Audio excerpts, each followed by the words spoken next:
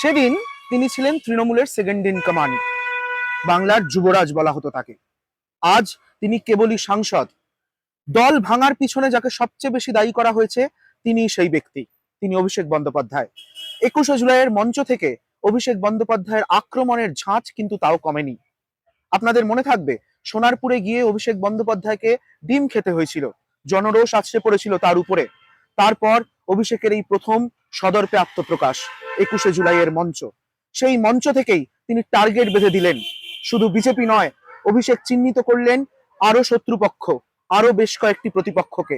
তাদের মধ্যে যেমন রয়েছে ঋতব্রতপন্থী তৃণমূল, যাকে মমতা বন্দ্যোপাধ্যায় একই মঞ্চ থেকে বিজেপির বি টিম বলে কটাক্ষ করেছেন।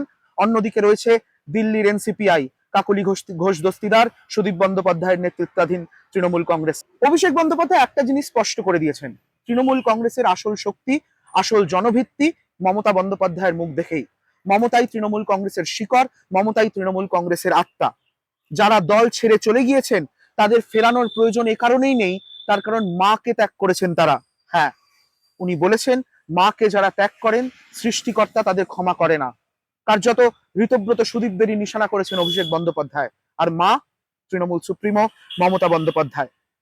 গদ্দারদের নয়, প্রতিকূলতার বিরুদ্ধে লড়াই করে যারা দলের সাথে থাকবেন তারাই দলের শক্তি। ইতিহাস তাদেরই মনে রাখবে, জানিয়ে দিয়েছেন অভিষেক বন্দ্যোপাধ্যায়।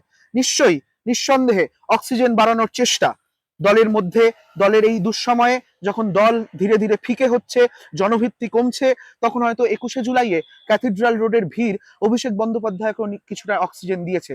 তাই পাল্টা প্রতিদান হিসাবে কর্মীদের উদ্দেশ্যে অভিষেকের এই বুস্ট আপ, অভিষেকের এই পেপটক। 21শে জুলাইয়ের সভামঞ্চের সামনের ভিড় অভিষেক বন্দ্যোপাধ্যায় মমতা বন্দ্যোপাধ্যায়কে নিঃসন্দেহে অক্সিজেন জুগিয়েছে। তারই পাল্টা প্রতিদান হিসাবে কর্মীদের পেপটক দিয়েছেন অভিষেক বন্দ্যোপাধ্যায়। আর সেখানেই উঠে এসেছে জেসিবি প্রসঙ্গ। জেসিবি দিয়ে মাটি কাটলেও গ্রামে যত লোক দাঁড়ায় না, তার থেকেও কম লোক হয়েছে ঋতব্রত শিবিরের 21শে জুলাইয়ের মঞ্চে। এমনটাই বলেছেন অভিষেক বন্দ্যোপাধ্যায়। কটাক্ষ করেছেন, জনসমর্থন ঋতব্রতপন্থী তৃণমূলের সঙ্গে নেই, তাদের জনভিত্তি নেই, এটাই প্রমাণ করতে চেয়েছেন অভিষেক বন্দ্যোপাধ্যায়। স্বভাবসিদ্ধ ভঙ্গিতেই মমতা বন্দ্যোপাধ্যায়ের মতোই কটাক্ষ ছুড়ে দিয়েছেন। 10 ওয়াটের বাল্ব নিজেদের হ্যালোজেন ভাবছে। ক্ষমতা আছে তৃণমূল কংগ্রেসের মতো মিটিং করার?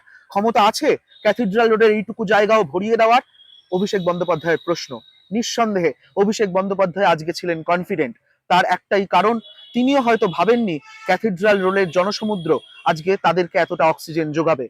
ক্যামেরায় তিস্তা কুন্ডুর সঙ্গে তৃষ্য চক্রবর্তীর রিপোর্ট, যুবশক্তি বাংলা।